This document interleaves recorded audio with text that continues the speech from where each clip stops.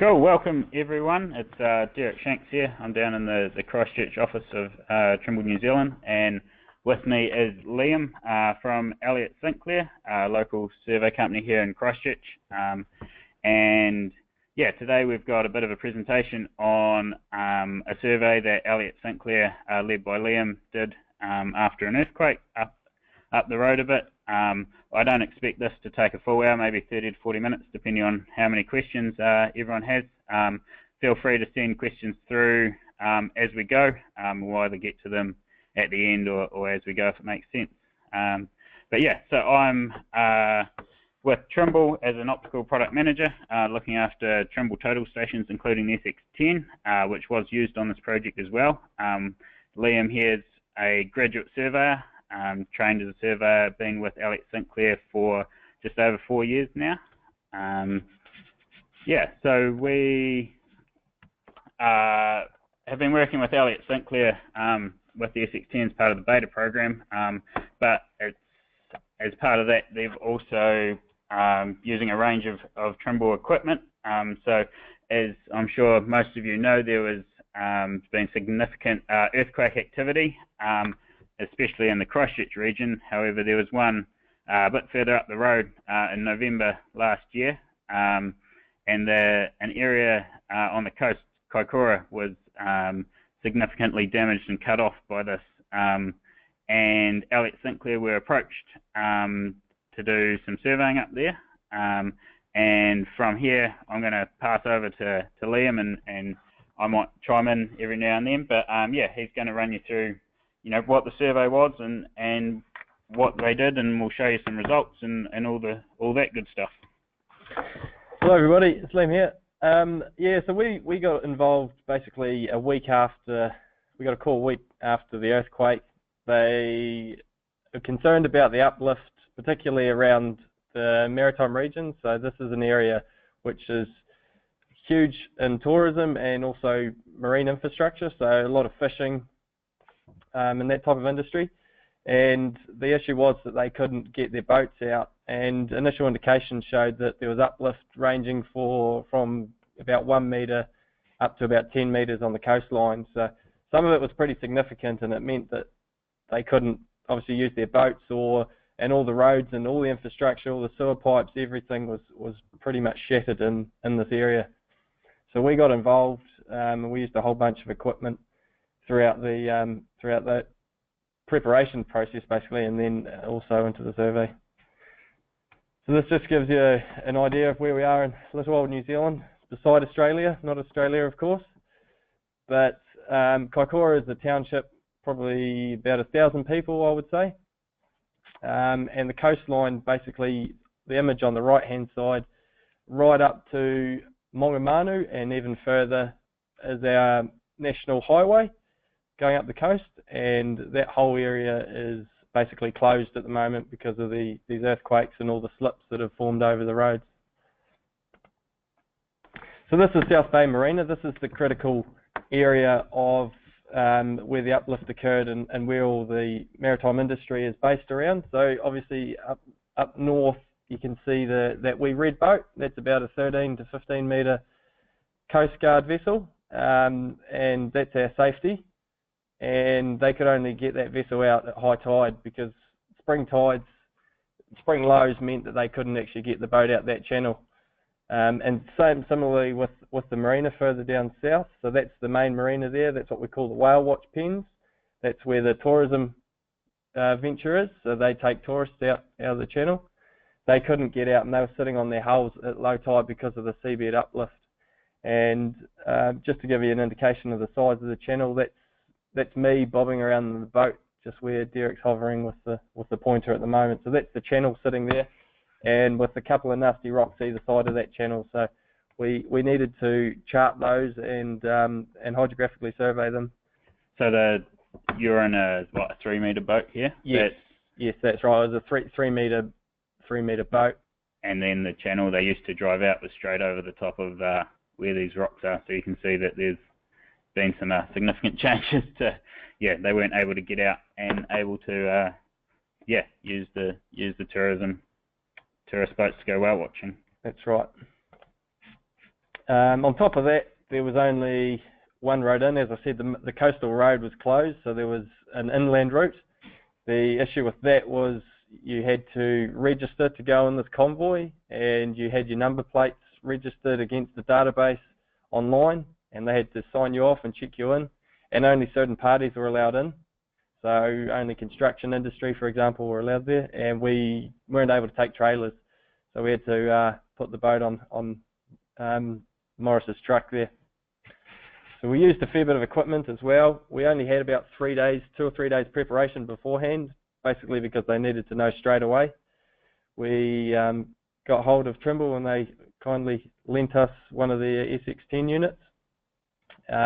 We've also got a few drones at work that we deployed, and a whole bunch of GPS and GNSS networks, and we also put our tide gauge in because the whole infrastructure, all the geodetic control is now basically irrelevant because the values are no longer what they used to be. So there's 3 of us for this survey. We covered an area in South Bay and North Wharf, which is a different region. Our initial task was to re-establish chart datum, or the datum for the nautical marina. And we were working to the sort of 50 mil level. So we utilised one of the commercial fishing boats, so they could put their boat in at high tide, which was quite useful. So we had the wee rib, the 3.5 metre boat that was sitting on Morris's truck, and also this 9 metre fishing vessel. So we just mounted our single beam over the side with Trimble Hydro Pro and laptops sitting in the cabin. We also put in the tide gauge, which you can see in the top right, and a tide pole. So we put that in based on predicted tides, as we didn't have any post-quake control. And that was the big issue as to what datum do we use. But our geodetic infrastructure control in New Zealand is run by a government agency called Land Information New Zealand, and they publish a geoid datum. It's a normal orthometric datum. So we use that to convert back to the local chart datum, and obviously put a tide pole in, so we could draw some pretty good comparisons with all of those observations.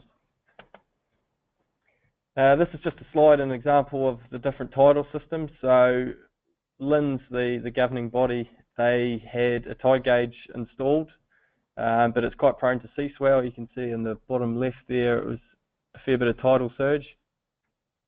So we put our tide gauge in and also compared that against the boat tides, and we did get some reasonably good correlation at the end of it.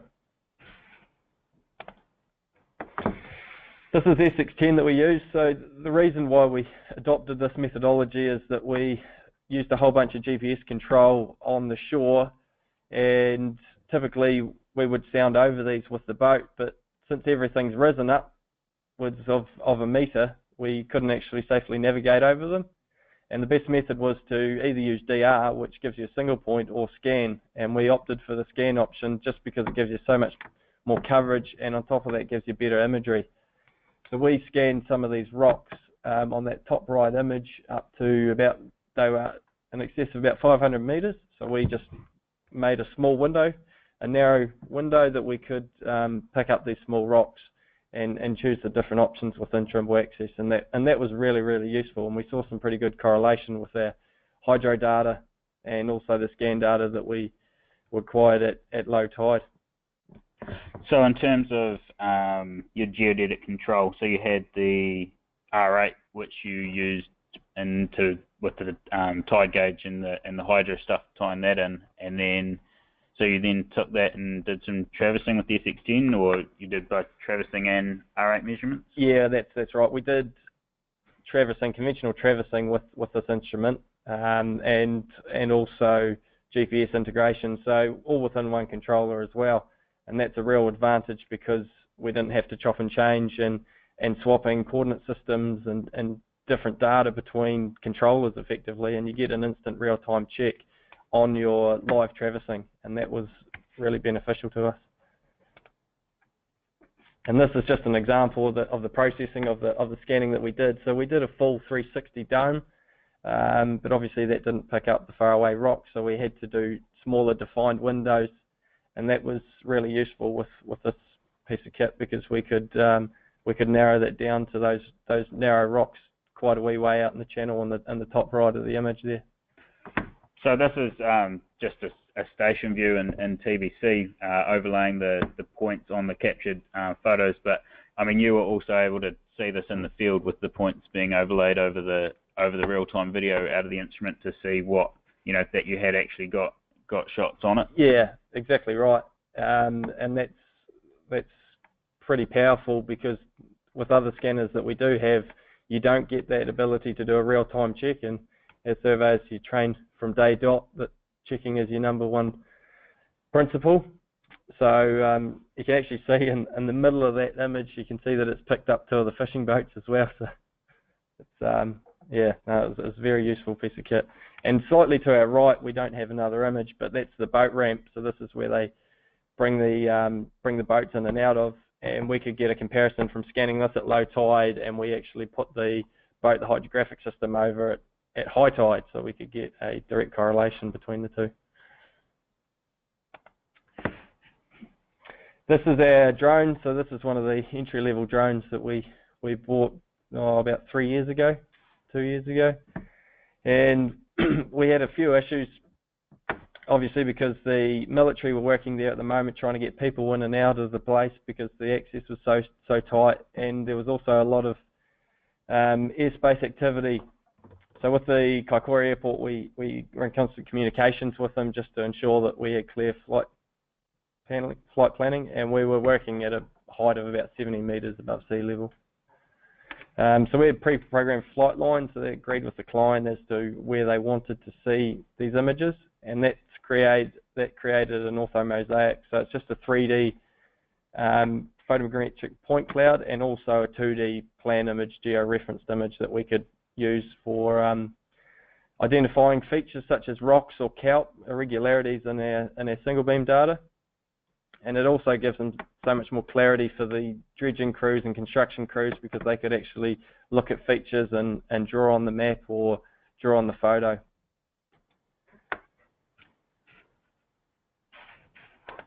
So, I mean, this job is, I would say, unique in New Zealand in that how many different collection techniques you're using, and having to tie that all together was no easy task.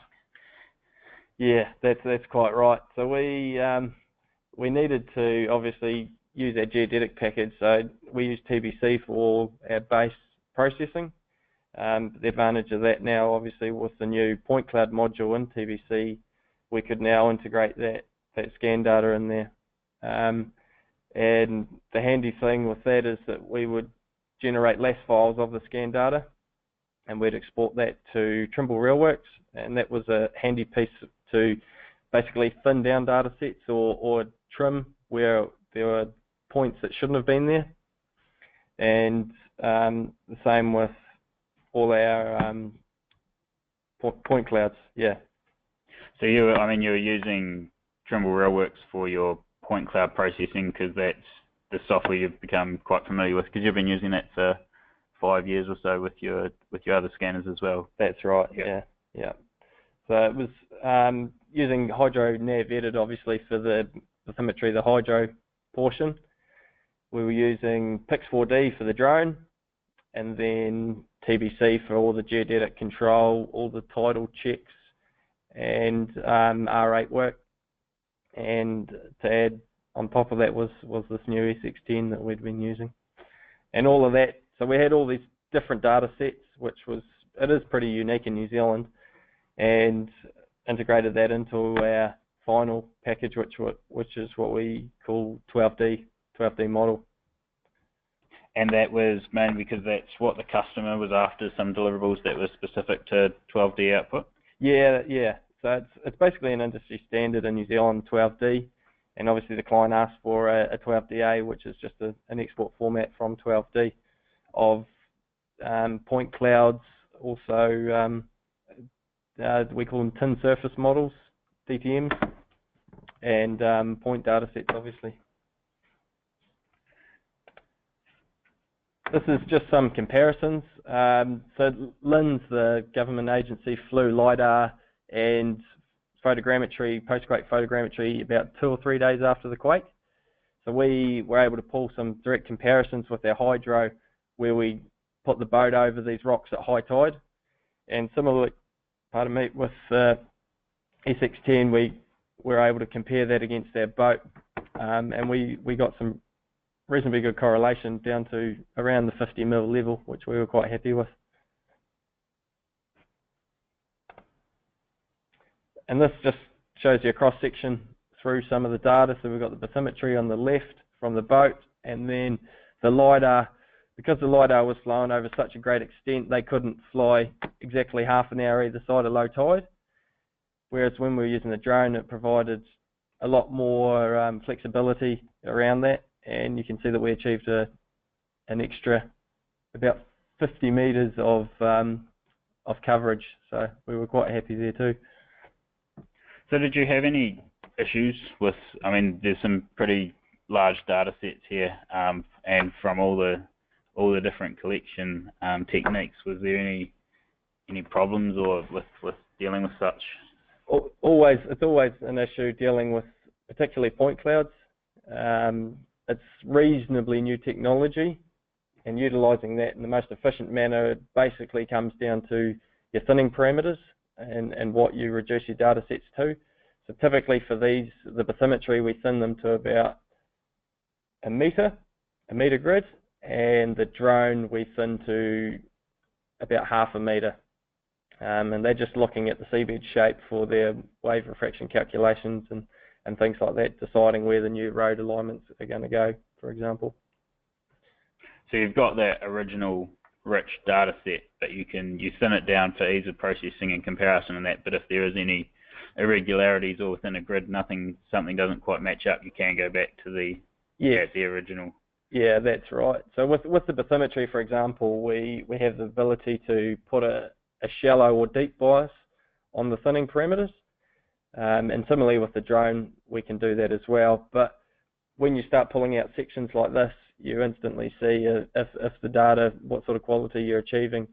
And with the LiDAR comparisons, the LiDAR is not generally as good as their drone. We were able to get generally some pretty good data out of the drone, and we're talking plus or minus 100 mil up to 50 mil in places. And this is just an example of the orthomosaic 3D mesh that we're taking from our drone. So it's just a coloured surface basically of what's there, and this is quite useful for their planning, so they can decide. And that's just an initial construction road that they've had to build around the old alignment. The old alignment actually sits quite a bit higher above that tree line, and they're having to run this construction road around the bottom. So this is the LINS, our government agency, that produced some initial release on the geodetic uplifts, and we're working around South Bay. So the image on the right, we're around the 1.5 metre southeast trend block shift, and an uplift of about 0.98 to 0.9 to 0.98 uplift. So it's reasonably significant. So I mean, your original scope was the harbour and looking at that, but you've fed into a fair bit of other things as well. Yeah, we've basically had crews on the ground non-stop since December. They're ongoing with particularly the construction phase throughout the whole northern region of Kaikoura at the moment, trying to get that state highway open again. But obviously it did grow, and the backbone of any construction work is survey infrastructure. So we assisted with the geodetic control. I mean, you're also telling me too that you were, from doing your 360 scans around the wharf area, you're able to provide the customer with a brief topo plan of the wharf buildings and the slope of the jetty and that, so that they were able to work out whether the water was still going into the ocean or if it was flowing into their buildings. And so in terms of stormwater modelling and looking at overland flow paths, it was pretty easy just to extract a 2 metre grid using the ground extraction feature, rather than having to go and put an R8 or using prism pole at the end of a total station to walk around and pick these points up, pick up the discrete points. So we were able to make a surface and it was ground truth, and we were really quite happy with it. So this is the marina, just a photo. Sorry for the poor lighting in the bottom left, but basically all of that infrastructure rose around a metre, 0.9, and so they've had to dredge this out, obviously, with the excavator. So the method they're going for is that they're just building out this bund, this row of metal, and then excavating it deeper as they peel it back and come back towards the shore. So they're doing that for basically the boom width of the excavator, and then they'll do the second alignment as close to the other one as they can. So it's a bit of a tedious process. They're obviously looking at other methods, but to get an excavator in there is so much quicker than having to mobilise a barge coming from other parts of the country. So we've only recently been there 2 days ago, just looking at the dredging in one of the whale watch pens, just to see how deep and how much they've achieved, and it is looking pretty good. So there'll still be a fair bit of work in that area alone, but this is only a marina, you know, a 50 by 50 marina compared to a few hundred kilometres of coastline that they're basically having to rebuild north of Kaikoura.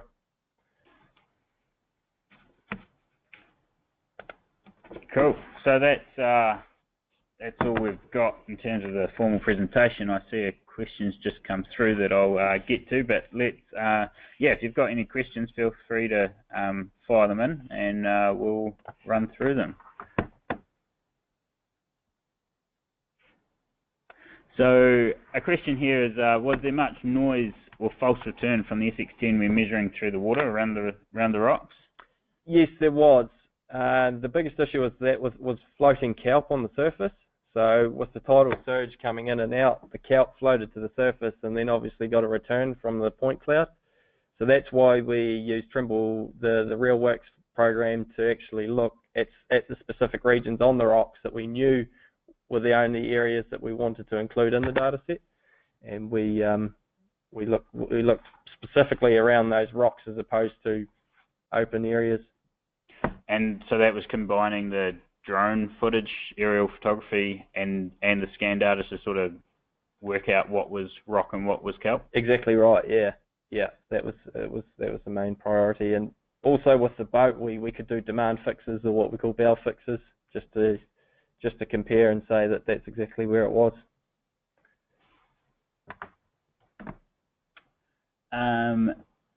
So there's another question here about whether you used the intensity-based sampling to help identify features, or what? I mean, were you using true colours, or what was your process there?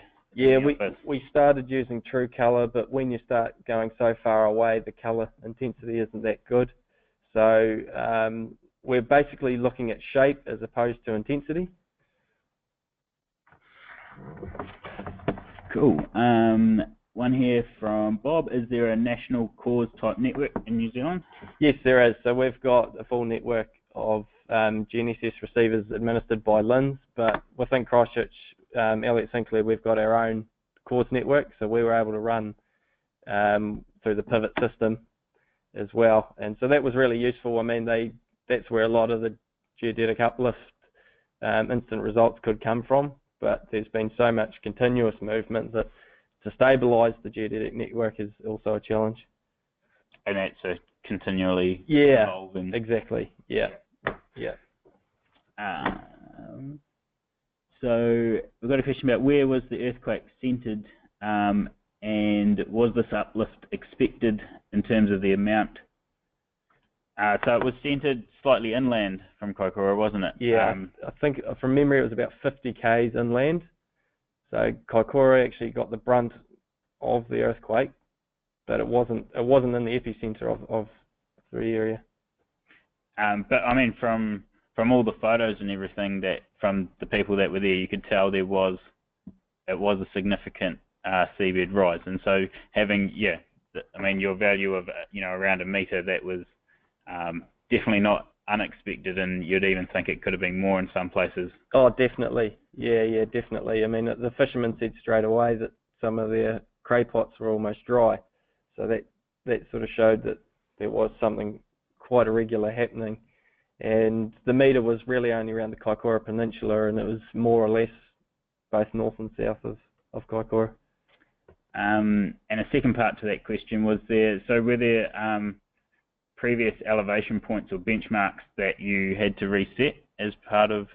Yeah, so obviously the ports are defined by a standard benchmark, but the issue is that the benchmark levels have changed, so the physical RL's changed from 1 metre to say 2 metres, so we had to re-establish that RL, that value on those benchmarks, and then we could re-establish chart datum because of the known offsets. And there's a question here around, was there any loss of life in this quake? So this one, no, there wasn't. There was just significant. Very fortunate that it struck it just after midnight. There was a whole lot of tourists and camper vans along the road, but fortunately no loss of life, which is very, very, very pleasing. Because ongoing from now. So there's only as Liam alluded to at the start, that's our main highway up the side of the South Island, and so there was all along that road during the day would be chocker full of trucks and cars and camper vans and tourists, and so there were actually a couple of trucks stuck between slips, but very, very fortunate that where the slips came down there weren't any vehicles of that, because they wouldn't have stood a chance.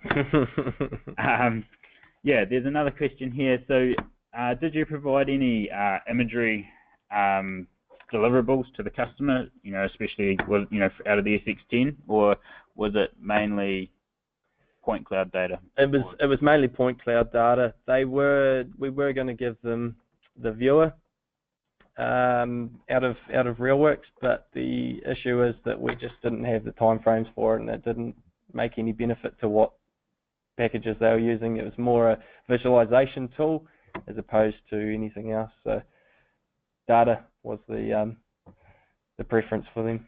Not specific to this job though. Have you seen a shift in what you're providing to your customers? So absolutely. Yep. Yeah. Typically we are providing the point cloud, but engineers and lay people are reasonably unaware of this new point cloud technology. So providing a viewer that you can literally click an XYZ position is generally good enough for them to say, oh, that used to be here, or this is the tilt or the shift on that image, for example. Cool. We've got 30 more seconds to see if any other questions come in.